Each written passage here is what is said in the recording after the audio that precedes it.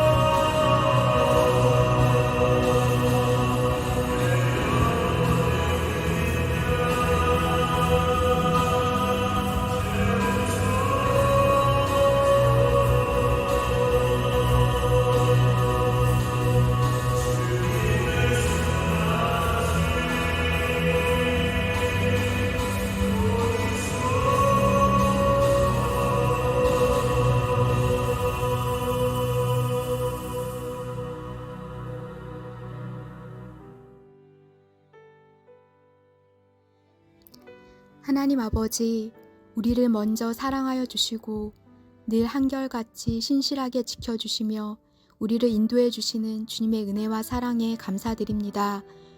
코로나로 인해 온라인 예배를 드리지만 어디든 그곳에 하나님께서 함께해 주시고 진정으로 예배하는 시간이 되도록 인도하여 주세요. 한 주간 우리의 죄를 하나님 앞에 고백드립니다. 우리의 연약함을 용서해 주시고 이 시간 예수 그리스도의 피로 우리를 깨끗하게 하여 주셔서 다시 주님 안에서 은혜와 기쁨을 누리는 시간이 되게 하여 주세요.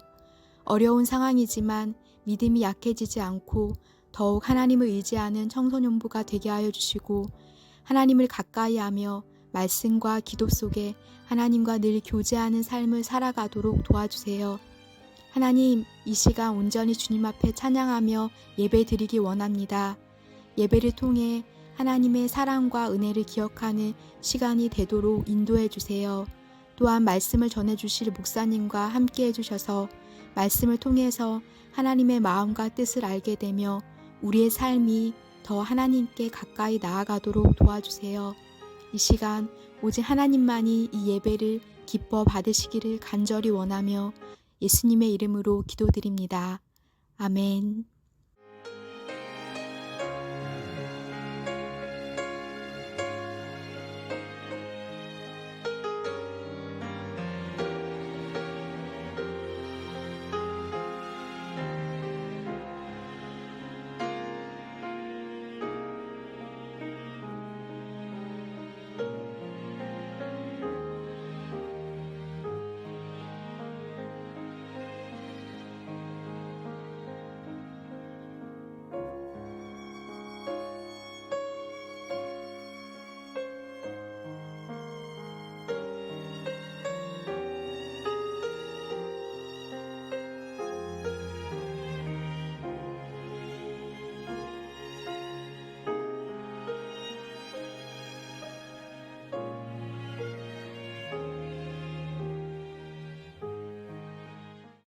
그날에 다윗이 사울을 두려워하여 일어나 도망하여 가드왕 아기스에게로 가니 아기스의 신하들이 아기스에게 말하되 이는 그 땅의 왕 다윗이 아니니까 무리가 춤추며 이 사람의 일을 노래하여 이르되 사울을 죽인 자는 천천이요 다윗은 만만이로다 하지 아였나이까 한지라. 다윗이 이 말을 그의 마음에 두고 가드왕 아기스를 심히 두려워하여 그들 앞에서 그의 행동을 변하여 미친 채 하고 대문짝에 그적거리며 침을 수염에 흘리매 아기스가 그의 신하에게 이르되 너희도 보거니와 이 사람이 미치광이로다. 어찌하여 그를 내게로 데려왔느냐? 내게 미치광이가 부족하여서 너희가 이 자를 데려다가 내 앞에 미친 짓을 하게 하였느냐? 이 자가 어찌 내 집에 들어오겠느냐 하니라. 아멘.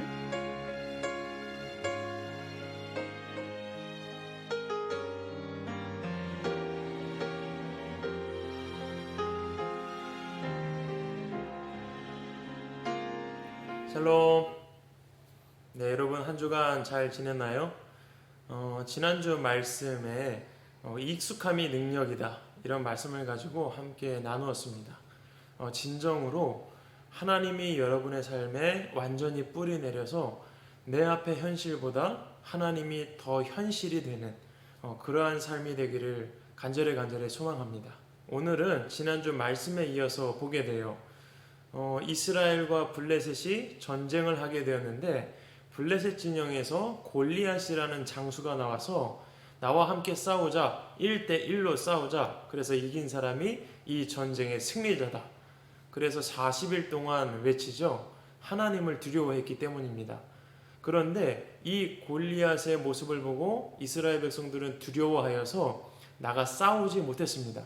그때 소년 다윗이 나와서 내가 하나님의 이름으로 싸우겠습니다 하고 나가서 골리앗을 이기게 되죠. 그래서 이스라엘이 대승을 거두게 됩니다. 한마디로 다윗이 이스라엘의 전쟁 영웅이 된 거예요. 그런데 오늘 말씀을 보니까 이 전쟁 영웅 다윗이 블레셋 민족의 왕 앞에서 미친 척을 하고 있어요. 도대체 무슨 일이 일어났던 걸까요? 다윗이 블레셋 장군 골리앗을 무찌르고 전쟁 영웅이 되었습니다. 이스라엘 백성들은 이길 수 없는 이 전쟁에서 이겼잖아요. 전쟁에서 이겼으니까 마음이 기뻤겠죠. 마음이 기쁘니까 북을 치고 장구 치고 노래를 불렀습니다. 근데 문제는 여자들이 노래를 부르는데 이런 노래 부르는 거예요. 사울은 천천히요, 다윗은 만만이다. 사울은 1000명을 죽였고 다윗은 10,000명을 죽였다고 노래하고 있는 거예요. 사울을 찬양하는 게 아니라 다윗을 찬양하고 있어요. 그런데 이 노래를 누가 듣냐면 사울 왕이 들은 거예요. 그 노래를 듣는 순간에 이 사울의 마음에 다윗을 향한 시기와 미움의 마음이 자리 잡기 시작했고, 급기야는 이 다윗을 죽이려고 하는 거예요. 그래서 수금을 이렇게 하프를 타고 있는 다윗에게 창을 던져서 죽이려고 하고, 블레셋과 일부러 전투를 벌여서 블레셋과의 전투에서 다윗이 죽기를 바라면서 전장으로 내보내는 그런 일들을 막 하게 돼요. 근데 다윗이 안 죽어요.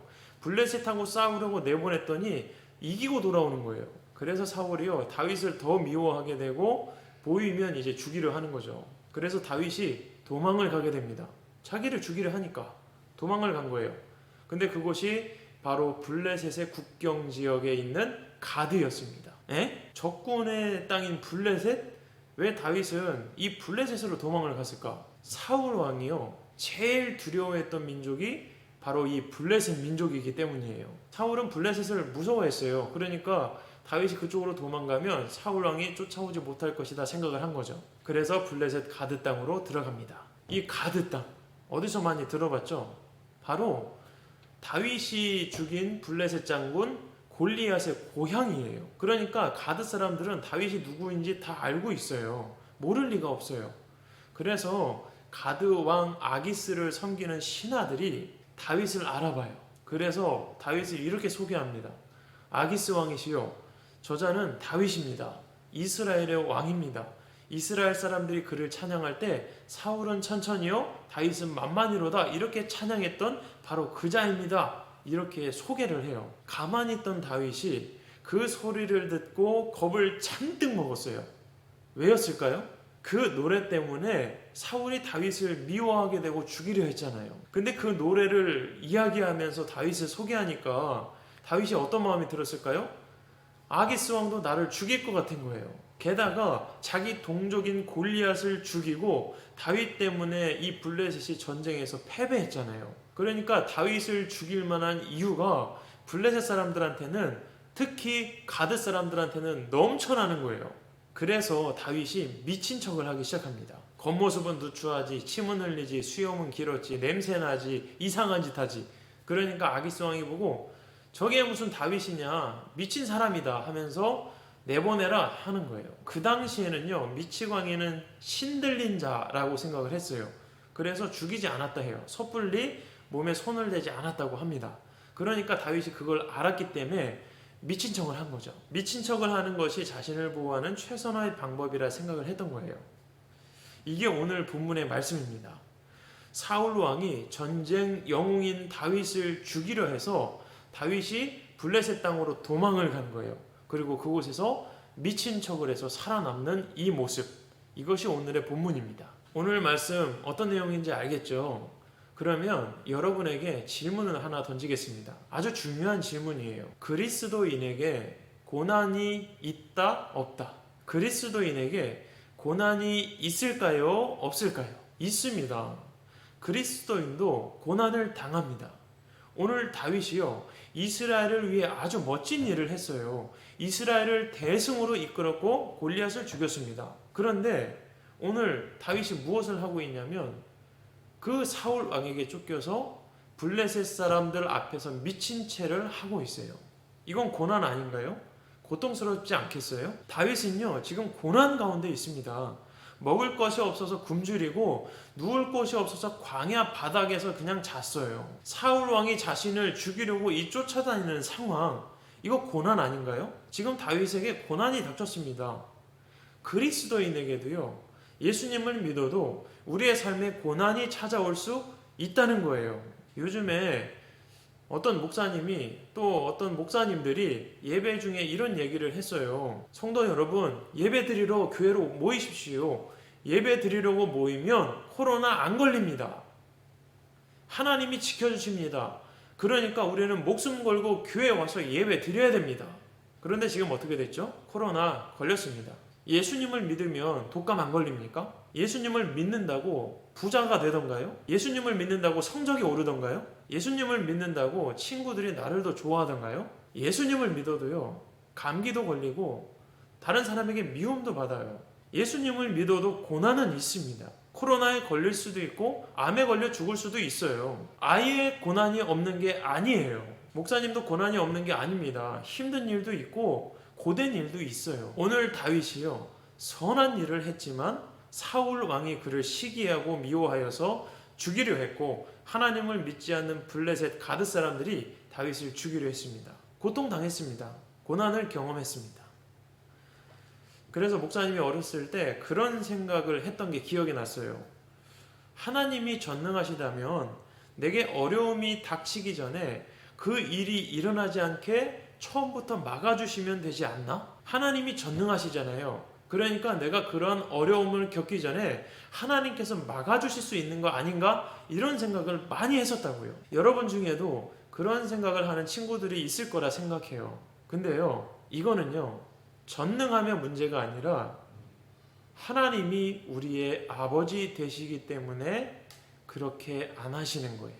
하실 수 있는데 안 하시는 거예요. 막아주실 수 있지만 막지 않으시는 겁니다. 목사님에게는 두 자녀가 있어요. 요즘 부쩍 꺼서 둘째 로이가 말을 많이 하거든요. 근데 요즘에 가장 많이 하는 말이 뭘까요? 맞추면 기프티콘. 진짜 맞췄으면 댓글 달아주세요. 아니면 선생님한테 말해주세요. 바로 아빠, 내가 할게. 이 말을 되게 많이 써요. 자기가 하겠다는 거예요. 물도 자기 컵에 담아보고 냉장고에 있는 음료수도 자기가 의자 갖다 놓고 빼보겠다고 하고 에어컨도 자기가 켜보겠대요. 책상을 밟고 올라가서 누르고 다시 내려와요. 떨어질 수 있고 넘어질 수 있는데도 그걸 그냥 지켜봐요. 자기가 하겠다니까. 여러 가지를 해보려고 해요. 근데 만약에 아버지가 그런 자녀 앞에 아니야 하지마, 내가 다 해줄게, 너는 그대로 있어, 그렇게 말하면 진짜 좋은 부모일까요? 부모는요, 자녀가 날마다 성장하기를 바래요. 아주 더디게 가더라도 조금씩 성장하기를 원한다고요. 근데 성장에 있어서 이건 빼박 캔트예요. 꼭 있어야 할 것이 있어요. 성장하기 위해선 훈련이 필요하고 훈련은 고통스러워요. 해봐야 할 줄 알게 되는 거예요. 중간에 실수할 때 있죠. 물을 쏟기도 하고 넘어지기도 하고 다치기도 합니다. 그런 부모는 쏟은 물을 다시 닦아내주기도 하고 까진 무릎에 연고를 발라주기도 하고 심하게 다치면 병원에 데려가는 거예요. 이것이 부모의 마음이에요. 위험을 감수하고 나의 희생을 감수하고서라도 내 자녀가 하게끔 도와주는 거예요. 이게 부모의 마음인 거예요. 조이나 로이가 해보겠다고 하면 실수할 게 눈에 뻔해요. 그래서 차라리 내가 해줬으면, 목사님이 해줬으면 할 때도 있어요. 그게 더 편하니까. 차라리 내가 해주는 게 더 쉬워요. 하나님도요, 해주실 수 있습니다. 미리 막아주실 수도 있어요. 그런데 고난을 통해서만 자라기 때문에 고난을 허용해 주시는 거예요. 그리스도인이 되었다고 고난이 없는 게 아닙니다. 더 의미 있는 고난이 주어지는 거예요. 그래서 다윗의 겉모습은 아기스 왕 앞에서 미친 척을 하고 있음에도 불구하고 그의 속에서는 하나님을 찬양하고 있었습니다. 그 내용이 시편 34편이에요. 내가 여호와를 항상 송축하며 내 입술로 항상 주를 찬양하리이다. 이 곤고한 자가 부르짖음에 여호와께서 들으시고 그의 모든 환난에서 구원하셨도다. 의인은 고난이 많으나 여호와께서 그의 모든 고난에서 건져내시는도다. 저는 이 중에서도요, 19절을 여러분이 기억했으면 좋겠습니다. 의인은 고난이 많으나 여호와께서 그의 모든 고난에서 건지시는도다. 그리스도인도 고난 당합니다. 공부한 실력만큼 점수가 나오지 않을 때도 있고 실수를 할 때도 있습니다. 그러나 그것 때문에 좌절하거나 포기하지 마세요. 고난이 주어질지언정 하나님은 반드시 그 모든 고난에서 우리를 건져내실 것입니다. 그리고 우리와 함께 고난당한다는 사실도 기억하시기 바라요. 다니엘서에 세 친구들이 나옵니다. 사드락, 메삭, 아벳느고. 이스라엘이 망하고 나라를 빼앗겼어요. 바벨론의 포로가 되어서 사람들이 바벨론으로 끌려갔습니다. 그 중에서도 머리가 뛰어난 사람들을 느부갓네살 왕이 왕궁에 살게 하면서 바벨론 교육을 시켰어요. 그들 중에서 우리가 잘 아는 사람들이 다니엘과 세 친구들인 거예요. 그런데 어느 날 바벨론 왕이 모든 사람들에게 자기가 신이고 다른 어떤 신에게도 숭배하거나 절하지 말라고 칙령을 내려요. 명령을 내립니다. 그러니까 이 명령을 안 지키면 목숨을 내놔야 되는 거예요. 근데 사드락, 메삭, 아벳느고, 다니엘은 하나님만 섬겼잖아요. 그러니까 우상 앞에 절을 못 하겠는 거예요. 안 했습니다. 그래서 이 느부갓네살 왕이 이 세 친구들을 풀무불에 던져라. 풀무불은 철을 녹이는 아주 뜨거운 불이에요.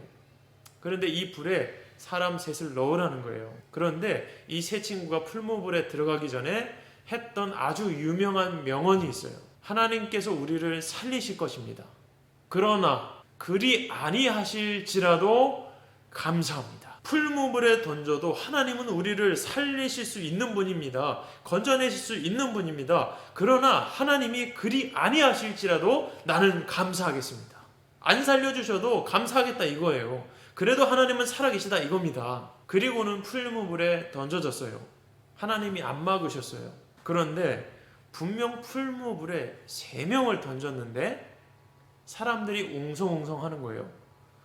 사람이 3명이 들어갔는데 자세히 보니까 4명이 있다는 거예요. 사드락, 메산, 아벳느고가 들어간 풀무불에 누가 함께 계셨을까요? 하나님이 함께 계셨던 거예요. 친구들, 이게 더 능력 있는 분 아니에요? 우리에게 아예 고난이 없도록 막으시는 능력보다 우리가 풀무불과 같은 고난 가운데 있을 때 그 풀무불에서 같이 계시면서 생명을 보존하시는 분이 더 능력 있는 거 아니에요? 우리가 죄를 범하지 않도록 막아주시는 것도 대단한 능력이지만 우리가 이미 죄를 범하여서 낙심하고 죽을 수밖에 없는 우리를 그 죄의 구렁텅이에서 건져내시는 것이 더 능력 아니에요? 어느 저수지에 들어가지 못하도록 위험하니까 바리케이트를 쳐놓는 것은 누구나 다 할 수 있어요. 그런데 그 바리케이트를 넘어서 물에 빠진 사람을 구하는 것은요, 아무나 할 수 없어요. 진정 내 생명보다 소중하게 여기고 사랑해야만 물속에 들어가서 건져낼 수 있는 거예요. 그러니까 예수님께서 이미 죄악으로 더럽혀진 이 땅에 우리와 같은 몸을 입으시고 오셨다는 건 정말 대단한 거예요. 아무나 할 수 없는 것입니다. 우리를 진정으로 사랑하시기 때문에 하실 수 있는 거예요. 사랑이 없이는 불가능합니다. 하나님이 여러분을 그렇게 사랑하고 계세요. 하나님이 그렇게 전능하신 분이신 거예요. 말씀을 마치겠습니다. 사랑하는 친구들, 그리스도인에게 고난은 있습니다. 우리가 잘못된 행동을 하여 코로나에 걸릴 수도 있고 하나님께서 그것을 막아주실 수도 있어요. 그러나 우리가 믿는 하나님은 그 고난 가운데 함께 계시는 하나님이시고 반드시 건져내시는 하나님이십니다. 하나님은 이미 죄에 빠져서 헤어나올 수 없는 웅덩이에서 우리를 건져 올리신 분이에요. 막으실 수 있지만 우리가 그 일들을 통해 성장하기를 바라시는 아버지이기 때문에 고난을 허용하시는 분이십니다. 그래서 우리의 삶에, 여러분의 삶에 어떤 고난이 닥쳐왔을 때 좌절하지 마세요. 고난이 닥쳐왔을 때 하나님이 정말 살아계셔? 라고 고백하는 게 아니라 오늘 본문의 다윗처럼 하나님만을 신뢰하겠습니다. 다니엘의 세 친구처럼 그리 아니하실지라도 감사합니다. 그것이 하나님의 뜻이군요. 이렇게 고백할 수 있는 믿음의 사람들이 되기를 간절히 소망합니다. 그리스도인은 고난 앞에 처연합니다. 기도하겠습니다. 하나님, 오늘 예수님을 믿지만 나에게 주어지는 고난의 의미가 무엇인지 생각해 보았습니다. 하나님, 우리에게 고난이 없도록 하실 수도 있지만 고난이 없으면 자라지 않기에 허용하시는 하나님을 기억합니다. 하나님, 참 힘들고 어려운 시기에 어려운 일들을 당하는 친구들이 없도록 도와주시고, 그리 아니하실지라도 고난 중에 감사히 하는 믿음의 성장이 이루어지게 하여 주옵소서. 하나님, 고3 친구들을 위해 특별히 기도합니다. 이제 마지막 모의고사를 앞두고 있는데 마음의 평안을 주시고 하나님 앞에 온전히 의지하는 삶 되게 하여 주옵소서. 감사드리며 예수님의 이름으로 기도드립니다. 아멘. 이제는 우리 주 예수 그리스도의 크신 은혜와 하나님 아버지의 크신 사랑하심과 성령의 내주 교통하심이 오늘 말씀을 듣고 그 어떠한 순간에도 하나님의 살아계심을 인정하며 그리 아니하실지라도 감사합니다라고 고백하기로 결단하는 우리 친구들과 선생님들과 모든 예배드리는 자들 위해 영원히 함께 계시기를 간절히 축원하옵나이다. 아멘.